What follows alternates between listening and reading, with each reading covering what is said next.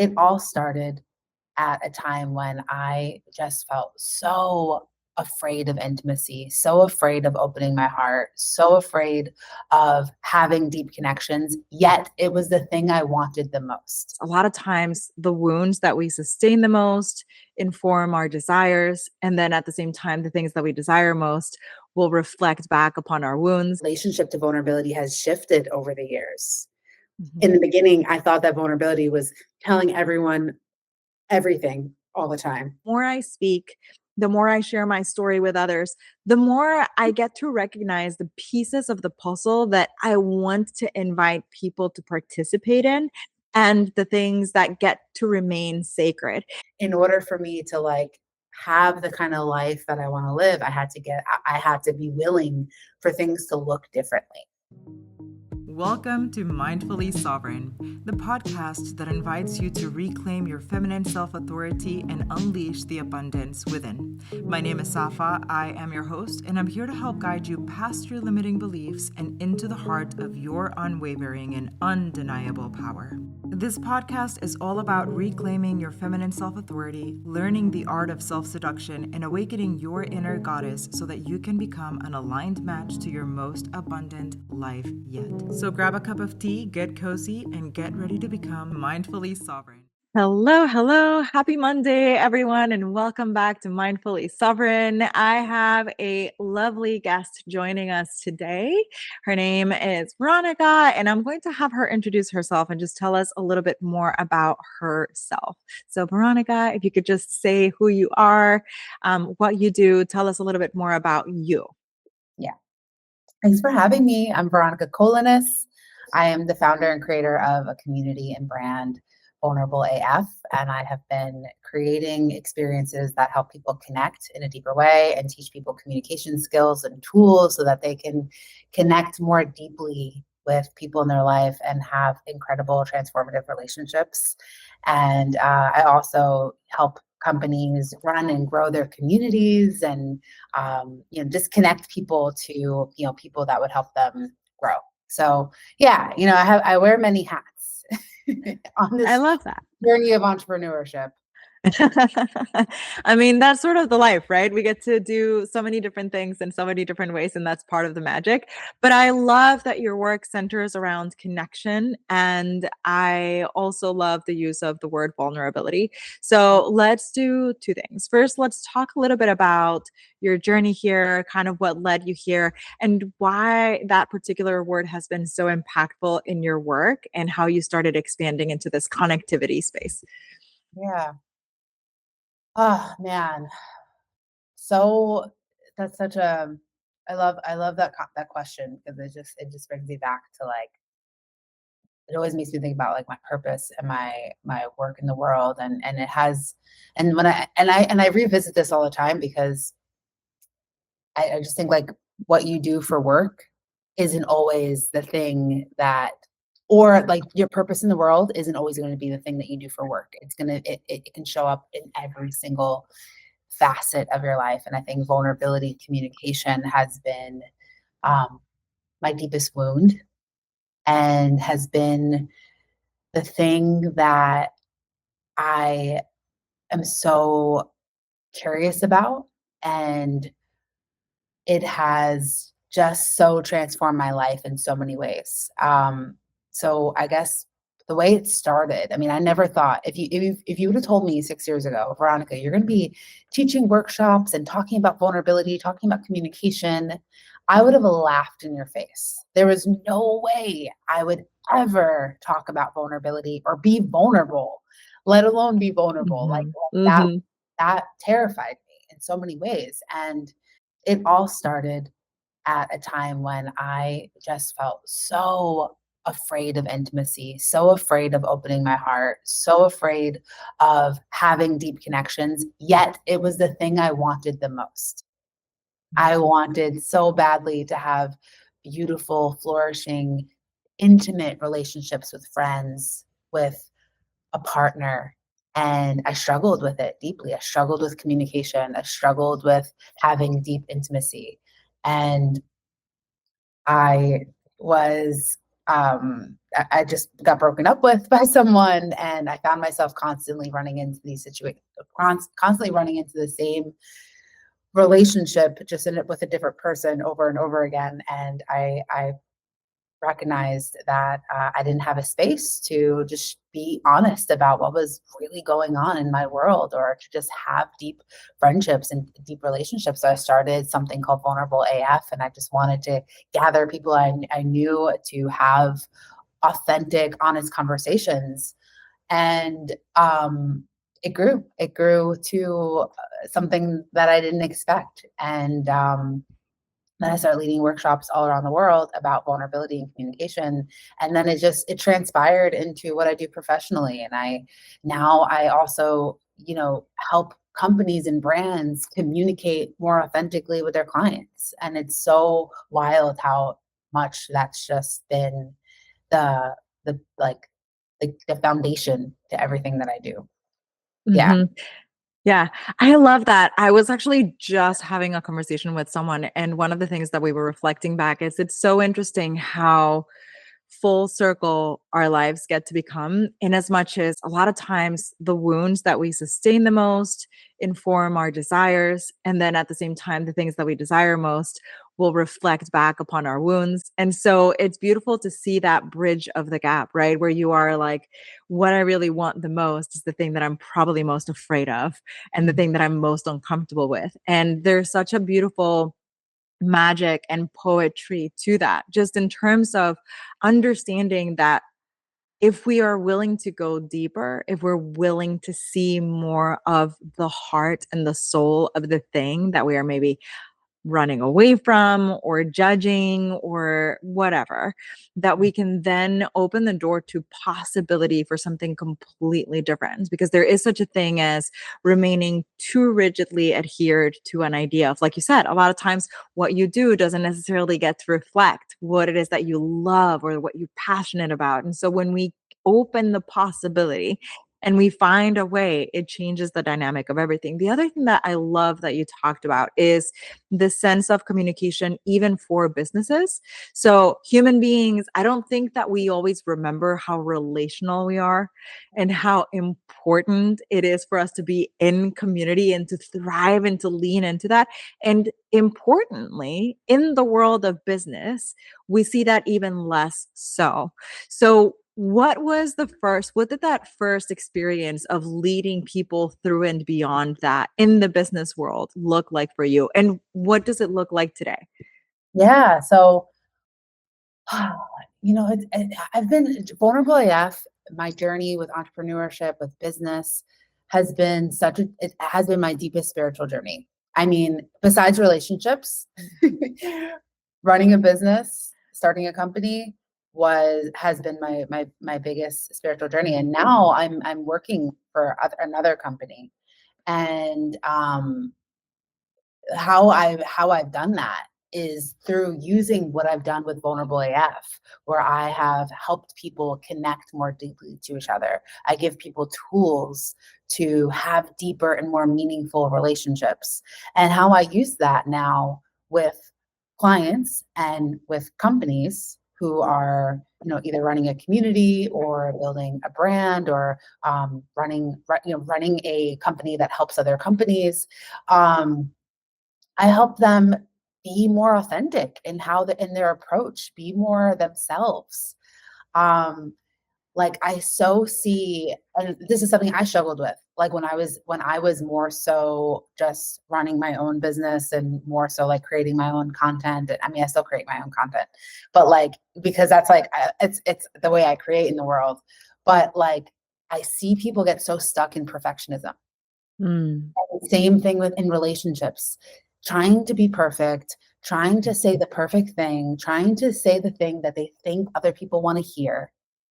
And I really invite people, what would it be like if you were to just be you and to let mhm, go of perfectionism? And it shows up in relationships too. Because before I started Vulnerable AF, one of the reasons why I struggled with having deep, authentic, intimate partnerships and relationships, romantically and professionally and personally, was because I was trying to be like everybody else. I was trying to be perfect. I was trying to say the perfect thing. And then no one could relate to me. No one could feel me. Like I would date, I'd meet someone and really like them and show them all my perfect parts, all the perfect cool things about me. And then they could feel that. Mm. Like they couldn't actually feel me and relate to me and see me. So something I'm really passionate about doing today, because I've struggled with this so much as well, and I've also helped people do this, is helping people be themselves and like let go of the perfectionism. Like, I just started working with a new company recently, and I'm really close friends with the founder. And, I was giving her ideas about content and sharing. I'm like, oh my God, you should talk about this. And you should talk about behind the scenes and what it's like being you. And I can see, where she was so, she was stuck because she thought she had to prepare and look a certain way and show up a certain way online, or maybe she can't. She said, "Oh no, I can't say this on social media." It's like, wait, what would happen if you did? Like, actually, I want to know more about that than the other thing that you thought that other people should read or want to read.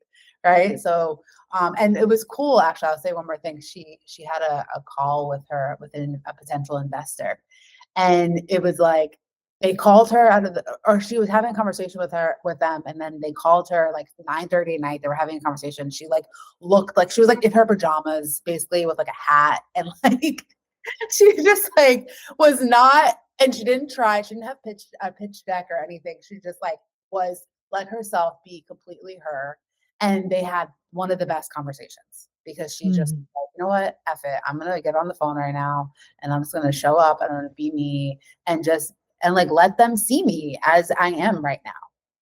And Yeah. yeah, like you just never, when you let yourself take off the mask that you think you need to wear in order to look good or in order to prove something, it creates a different energy. It creates an opportunity for people, the person connecting with, the person that you're having an experience with, to actually see you. Yeah, I love that so much. I think that it's such a deep conversation. We can look at vulnerability from so many different angles and so many different perspectives and everything. And one of the things that is just resonating most deeply within me right now as I'm hearing you talk is the importance of that self-worth and that self-importance and the self-concept, and how we tend to minimize it. I mean, we already know we minimize it on the regular. There's a lot of like misinformation and a lot of things that we get told to do, etc. But how interesting that even to that degree, like to the degree in which you are able to connect heart to heart, soul to soul, mind to mind with another human being in this world, if your self concept, your self love, your self worth, your self understanding, and your self importance are not in place. And I'm not saying perfect, by the way. It's just funny because a lot of times, going back to what you were saying about the perfectionism, but if they're not in place, at the very least at your foundation, right? That deepening of that intimacy, that availability of the opening the doors for the connection to show up and say, welcome into my world. Let's be imperfect together. Let's figure out whether we do work into each other's lives or not. That gets completely obstructed. And it's not a conversation that we have. I think a lot of times when we talk about vulnerability, and I've been thinking a lot about this. So, a lot of times when we think of vulnerability, we think of showing up not just perfect, but showing up with the perfect heartbreak. And it's been such a curious thing for me to observe lately, just in terms of it. I'll share from myself so that we don't make this about like anybody else, right? But I'll share from myself. One of the things that I've been finding really curious about myself is that the more I speak, the more I share my story with others, the more I get to recognize the pieces of the puzzle that I want to invite people to participate in, and the things that get to remain sacred, and that it's okay for things to not be shared, and it's okay for things to not be, oh, my vulnerability can only count if I'm crying, my vulnerability can only count if I'm telling you that I got broken up with, or that I left blah blah blah, like in my case I left a toxic relationship or whatever. And it's so funny that a lot of times we centralize these ideas of success plus perfectionism, around that as we tether them to vulnerability. That's one of the things that I see a lot in the business space. And actually, when one of my friends, Lindsay, was here and the podcast a couple of episodes ago, we talked about how that affects entrepreneurship. But one of the things that we discussed was it's this really interesting thing that we get told to fit this mold. We get told the only way that you can show up on social media is by checking these boxes, or the only way that you can say that you serve people in this life is by giving me your perfect elevator pitch. And this is the only, so we start believing these things. And so adding that extra layer of, well, the only way your business is going to be successful, or the only way that you can show up online is if you're perfect, but also if you're perfect in your vulnerability, meaning your vulnerability can only look a certain shade. That's crazy. Yeah, I know. I love that you brought that up, because as someone who created a whole brand about vulnerability, I've had to go through different iterations and different um versions of vulnerability. Like I had to my relationship to vulnerability has shifted over the years. In Mhm. the beginning, I thought that vulnerability was telling everyone everything all the time. Or telling or sharing everything online. I have, if you have followed me for a long time, you have known very deep personal secrets that I've shared very publicly online, or conversations that I've had with people, and it's really beautiful. I think I've helped a lot of people. And also my relationship to vulnerability now, I have more discernment, right? And I Mhm. still have the same connection to vulnerability. Like I think it's like so freaking powerful and so important. And it's also important to be discerning. Like what, and make sure that you're thinking, what is mine to share? Or what is the thing that I want to share? And why am I sharing this? Am I sharing it to get something? Am I sharing it because I think I have to? Am I sharing it because I think that it's gonna be, a deeper, uh, an avenue for connection? Like yesterday, I wanna share an example. Like, I was ending a relationship with a guy that I was connected to. And we were only seeing each other for a couple of months, and we ended our connection, and he messaged me recently to check in and see how I was doing, and I had 2 options. I can say, "Oh, everything's fine," or not, or, another option was just not answer. Like, I had so many different ways of answering. Or I can say, I can be honest and say, "Hey, I chose to be honest because I hate small talk and, like, regular Me too. like, regular, generic answers." And I said, "Hey, thanks for checking in. To be honest, I feel hurt. Yeah. I feel tender about what happened between you and I, and I'm still that's where I'm at." And Mhm. it was just like, and also because I knew him and I did have a relationship where I felt safe to share that with him because I know that he could hold it, right? Um, but I chose to be honest and to be real, because my desire was to create deeper connection with him, right? To Mhm. create a deeper dynamic inside of our relationship, not because I think that we're going to be in a relationship soon. It was like, I know that that is the medicine for that relationship, for that connection. So in the business context and in the relational, or in the relational context, when it comes to business or leadership, or however you're working professionally, if you're running a business, if you're working for a company, um, this could be such great practice for you. Like when you're having a conversation with someone or you're sharing something online, like, huh, why am I what's my intention for sharing this thing right now? Do I want to prove something? Do I want to hide? Is this Do I want to create deeper connection? Do I think that this could be really helpful for this person hearing this? Right? There's so many different questions you can ask yourself, and before you share something vulnerable. And I think that it's important to know your audience too, because when I would share personal things on social media, I still do share personal things on social media, but I'm more discerning around it. I don't share every little detail, but that's just my choice. And I know I have a lot of friends who do share very intimate details. And I'm like, yes, wow, I love that you share that. I don't right now because that's just not where I'm at right now in my life.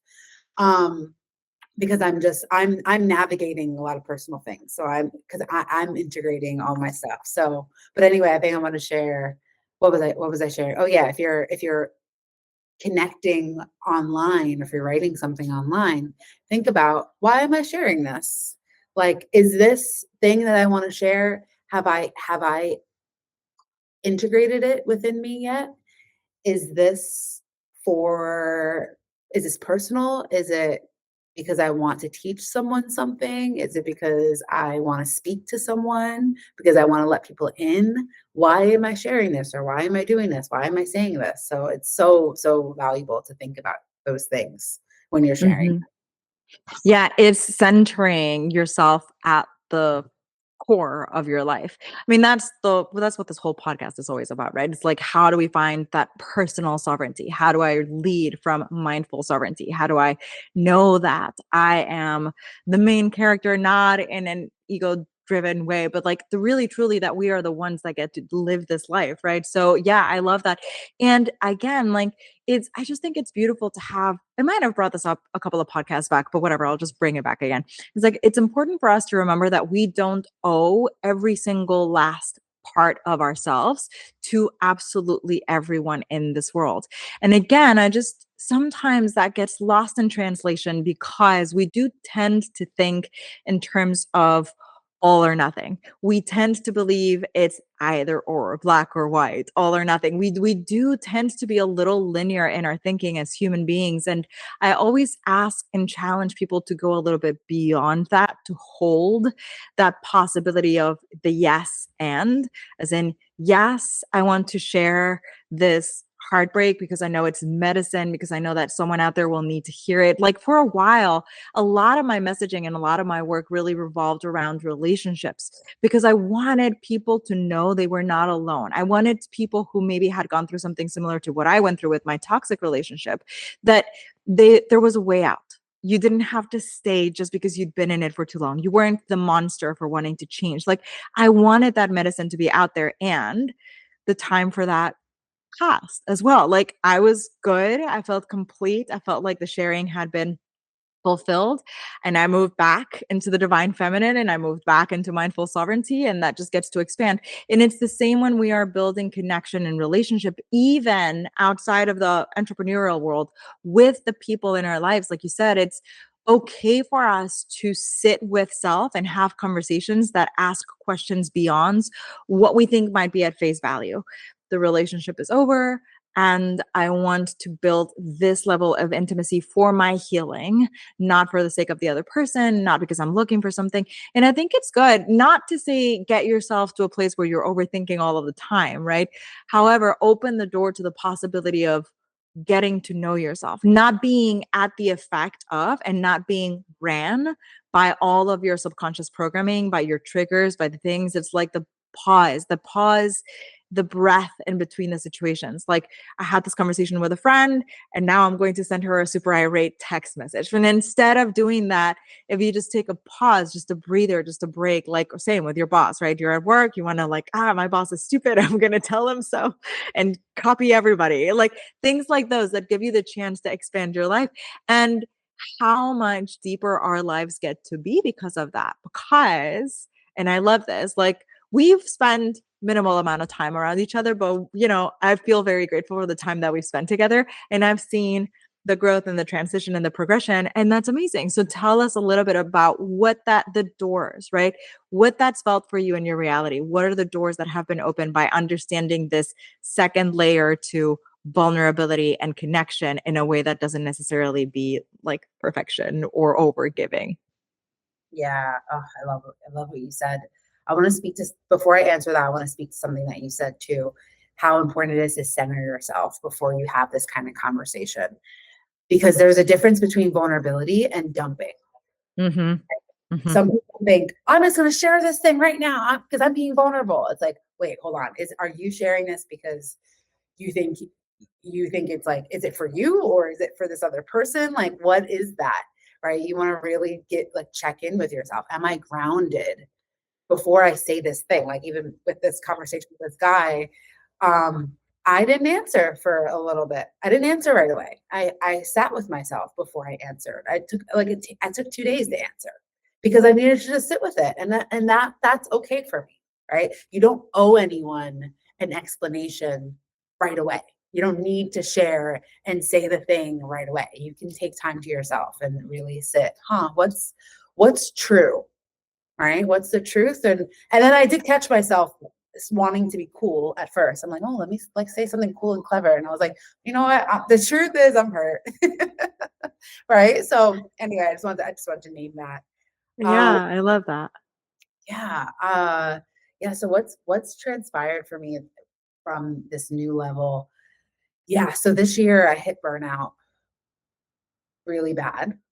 The beginning of the year, actually, when I was doing the summit, I did a 5-day summit called Soft and Brave, and it was about women entering in their soft woman era, right? Like ending the hustle and embracing being in their softness. And that was exactly what I was going through at that time. And also, I was so burnt out from like just going through cycles of success, not success, success, like fear, all the things around work and relationships and like where I was living. And I just hit burnout and I needed to take a pause from building my business the way I was building it.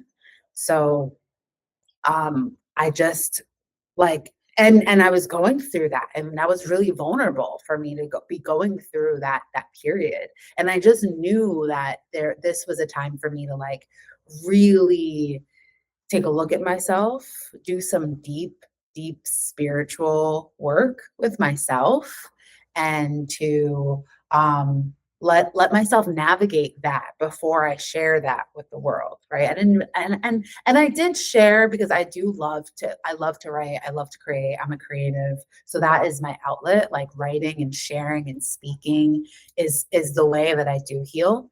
Yeah.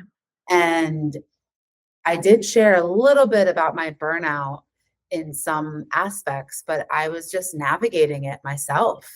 And I was going through it and learning how to alchemize it, learning how to take the right next steps for myself. And it wasn't it wasn't anyone's business yet because I was still learning how to go through it myself. So um you know, that that was really big for me to just let this be for me. I knew that this was deep medicine for me. And sometimes I think that we go through initiations and life experiences because they're meant to be for us, right? And I needed to go through that this year. It was hard, but I went through it, and I knew I would get through it. I knew that there was something for me to learn here. I knew that I would get out of it, and I'm finally on the other side of burnout. Like, but it took months for me to go through that. And what that transpired was I let myself be open to new opportunities and new possibilities in my career. I'm still teaching workshops, I'm still coaching, but I decided to be open to working with a company and doing something new and different because I knew I'm like, okay, I think there's some leadership skills that I want to strengthen and things I want to learn and grow into. And being a solopreneur felt hard. Yeah, Sometimes it for is me, hard. yeah, it's hard. It's hard when you're like not working with a team, you're not working with people. And and I realized that I'm a systems person. I love I love having like systems and structures, and I work really well in that kind of area. And I don't work well when I don't have systems and structures in place. And so I started working for a company, and that has been so healing for me. So I could also like make consistent income and also have some systems, have some structure. And I had to kill my ego around being an entrepreneur and having this identity of, being this coach online. And I still am. It's like the way I create and the way I move in the world. But, because of all the work I've done with Vulnerable AF, it's like, it's like it turned into just like the embodiment of what I do and what I get to create and help companies do and help people do. And yeah, so that's been a journey of like letting myself have a deeper relationship to myself without this need to share everything online, or without the need to work through it through my business in some way. And I think some of the ways that I created my business was through my own wounding, right? So I had to get really honest about that this year and like let things die so that I could emerge from this new place. And yeah, and like, I'm devoted to vulnerability and vulnerable AF, because every time I don't, when I try to let go of it, I have tried to let go of it multiple times in my time, and I just get a spiritual ass kick. So like, so I'm very devoted to like this work, and it's cool that I get to bring it to companies. I got to bring it to a consulting client that I worked with this year, and helping them build their community centered around connection and communication. And that's been so cool. Like I've just been letting life unfold. And is that like I got to pick up different hobbies. And I used to be so obsessed with work and so addicted to work. And this year I let myself pick up flow arts and fire.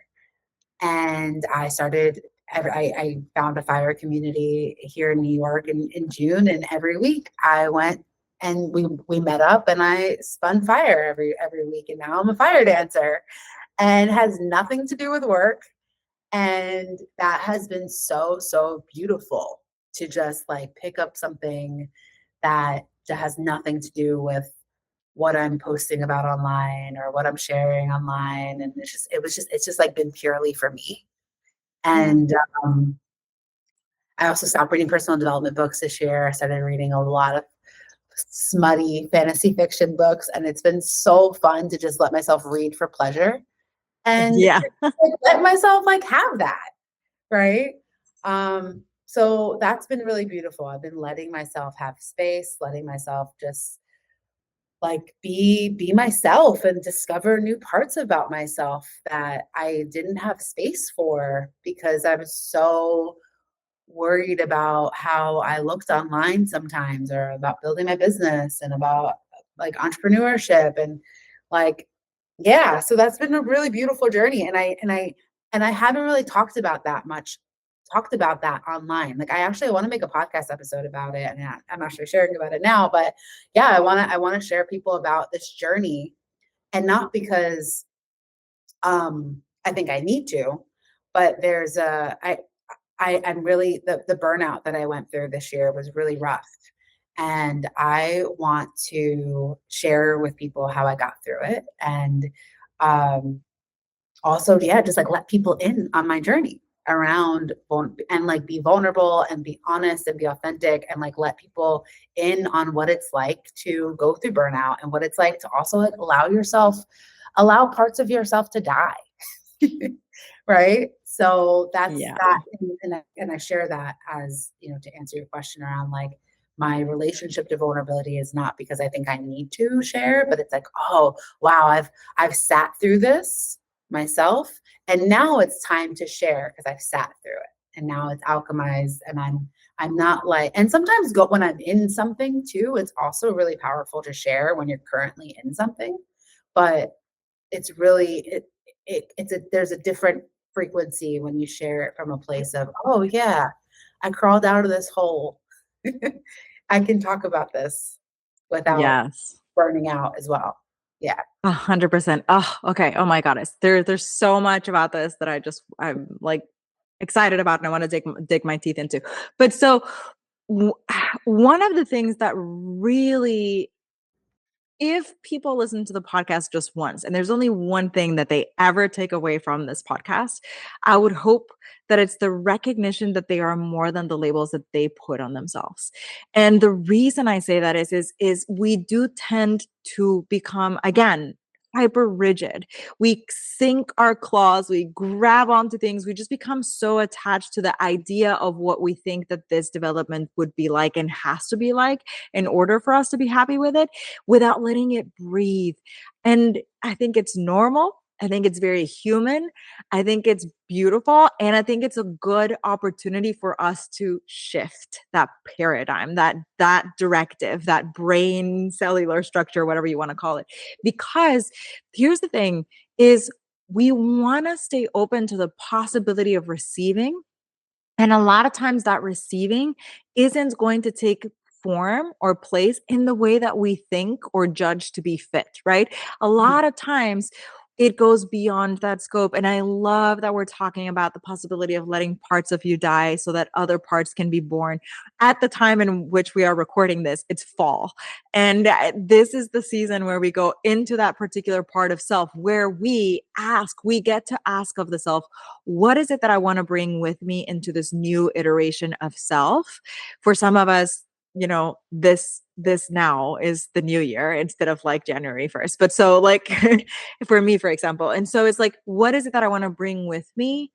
And what do I want to shift? What needs to be unearthed? What needs to be revived? What needs to be pruned? Because there are things about our lives that we sometimes deem hyper important that need to be completely pruned off of that tree in order for it to have life, have a chance at thriving, have a chance at taking up space in this world. And we deserve that ultimately. Like I always say, like live passionately, live like this life gets to be a romance for the ages. And like with any romance, anytime you start really digging your heels in or really trying to constrict the pathways, it's going to have the resistance, and not only the resistance, but it might break completely. So the possibility of more for ourselves is so paramount. It's so important. It's such needed medicine.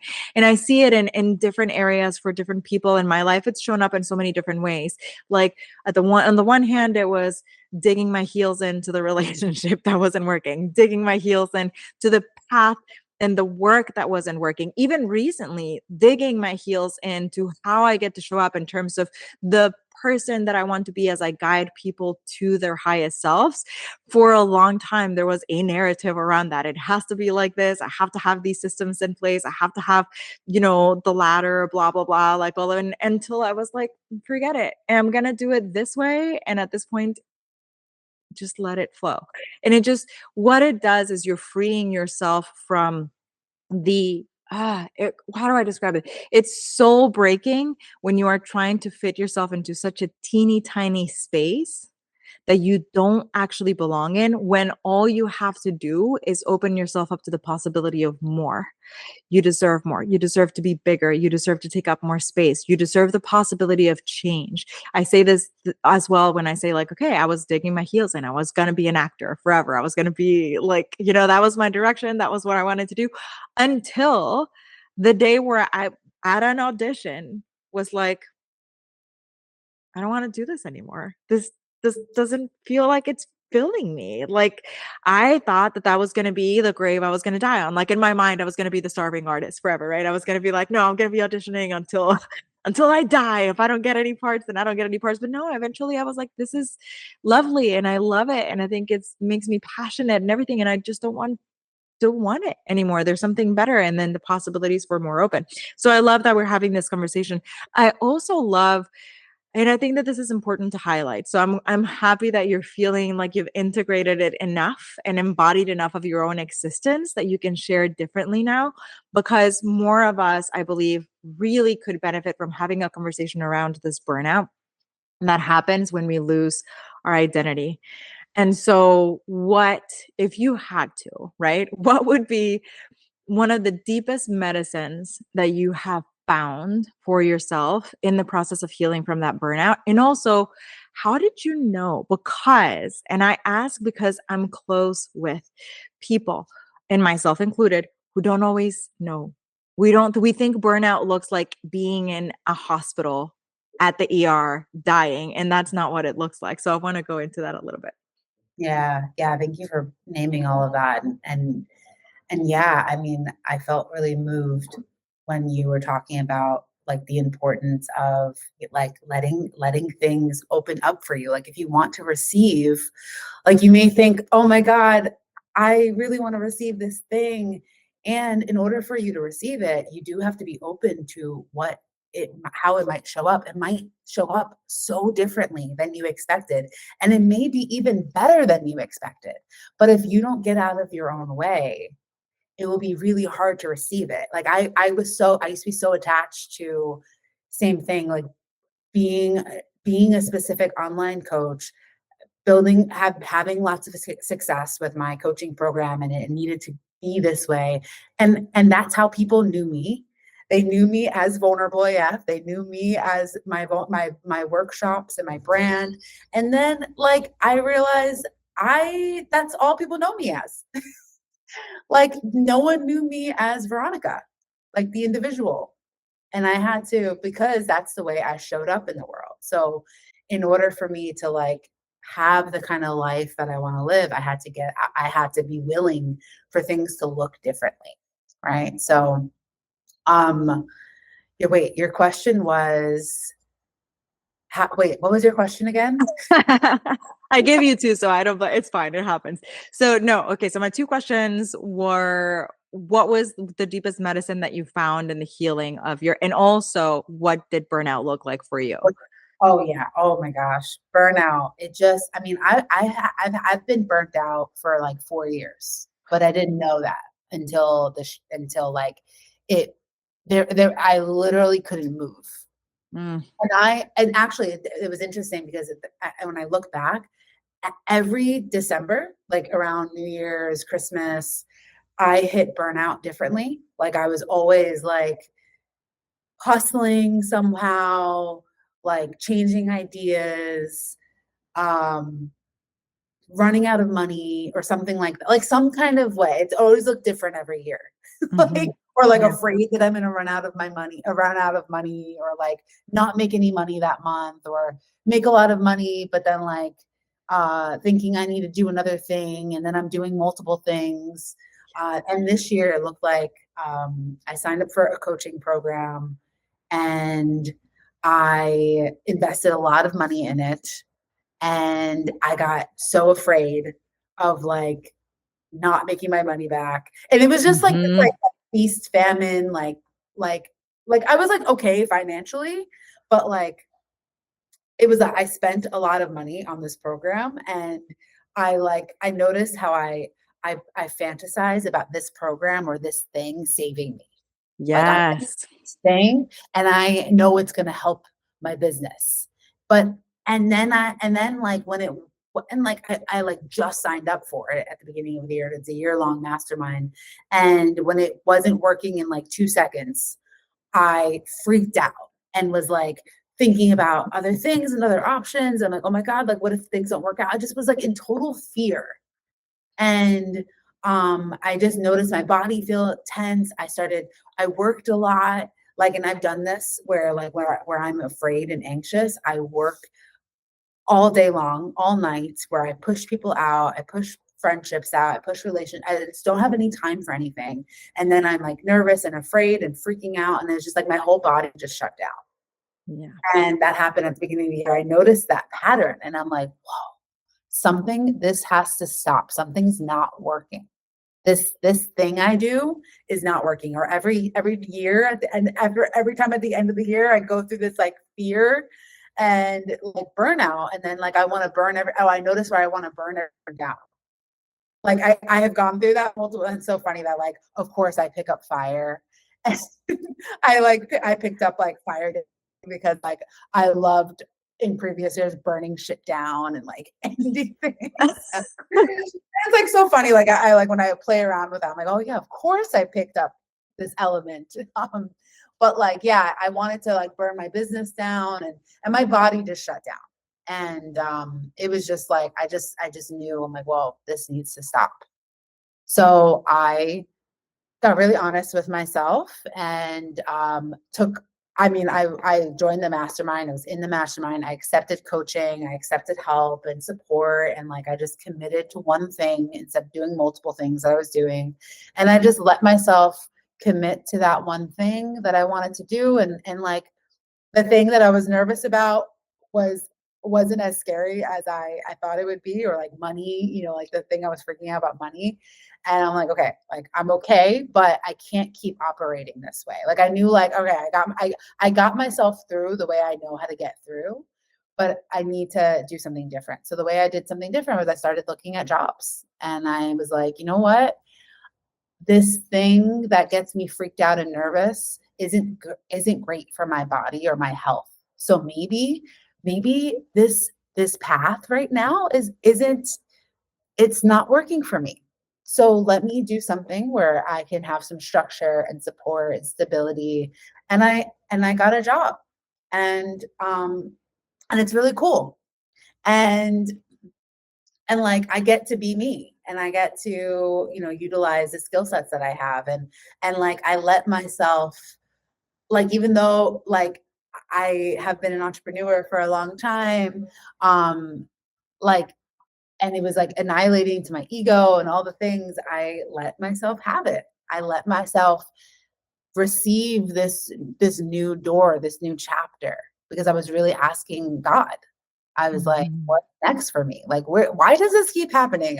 This is really frustrating. This thing that keeps happening where I'm like, I feel like I'm hustling and freaking out all the time. Why does that keep happening? And, I prayed and asked, and the answers that I received were just like, you need to just let it go. Let it go, and let yourself like let yourself not numb out, but let yourself like escape a little bit, like let yourself relax a little bit. So I stopped reading personal development books, and I started Mhm. reading fantasy fiction books at the beginning of the year, and it was like just like letting myself like read at night without like needing to learn anything new or take in new information was like so healing for my body and my nervous system. So just starting to do less, and to stop hustling, let myself have my job also, like while still working and having clients and running events. Like I took a lot off my plate, kept my commitments to very minimal, and let myself experience more joy and pleasure, like with reading, like letting myself get lost in books at night, or like letting myself, and like and giving myself permission to do that. Like it's like, what, it's okay, like you're safe, you have a job, you have money coming in, you have a home. And I moved back to New York. I forgot to mention that. And I'm surrounded by more of my family now, and just like, yeah, I'm like thinking about what does this next chapter look like for me, and what are the things I have to let go of and say no to. Mhm. Yeah, that was my journey. Just that like that intensity in the body, and then like that addiction that I had to something else outside of me saving me. Yes. Yeah. Yeah. Mm, I love that so much. Again, I know that we like to think in terms of boxes, right? This if I'm gonna say that I have burnout, I have to be at the hospital, I have to be at the ER, I have to be, and don't let it's like yourself there. you really, yeah, right. You want to look at what the scope of your life is like, and are you living, right? Yeah. That's the one question. Are you really truly living your life, or are you at the effect of, or are you giving all of yourself to something outside of yourself? Another thing that I want to touch on 2 points. I know we're running close to time, but I want to touch on 2 points that you brought up that I think are so important. One, I love that you were able to open yourself up to the possibility of receiving in the way of getting a job. And I bring this up because we both orbit the same world, right? Like we are both in this whole like coaching industry, blah blah. Okay, it is so exhausting. And one of the things that I firmly believe in this life, I did this whole thing around like cults and stuff earlier, but it's that anything that actively is trying to guilt or shame you into submission is trying to enslave you. And one of the conversations that I have found very deeply entrenched in the coaching world, for those of you who are not in it, just listen because it's interesting. And for those of you who are in it, listen because I think that this is powerful medicine. Is one of the things that I notice most often is the ridicule the depreciation, the shaming, and the guilting of people who have jobs Yep. top of what they're doing, as if that minimized their worth, as if that minimized. And I just want to say, and thank you so much for sharing this, because this is like such powerful medicine for all of us, that number one, no one gets to say what your life looks like. No one gets to say what your business looks like. I don't care if they're the best business coach in the entire freaking world. They don't know because they're not you. They're not in your shoes. And no one gets to tell you how you should live your life. So if you find yourself in a situation, it doesn't even have to be in the coaching world, but if you find yourself in a situation where someone is trying to guilt and or shame you out of something or into something, be very mindful and move accordingly. A lot of times that means moving out of that situation, out of that realm, out of that place. I've actually pretty much isolated myself of the coaching industry as much as I possibly can because I just don't feed it doesn't feed my soul. The other thing, which leads me to my second point, which of what you said, is the self-help books. Here's the other thing I would love for us to have a conversation about, and we can just kind of start wrapping things up after that. But is a lot of us go into healing because, well, number one is necessary, and number two, it feeds our souls. And I love it, and obviously I live for it. I work in it. I am about it. I embody it, and one of the reasons we keep feeling stuck. I experience this in my case, and I experience it with a lot of my clients. I see it with a lot of people. One of the reasons we keep feeling stuck, even after doing all the things, it's like you were saying, I was doing all the things, but you weren't being. Like doing versus being are very different.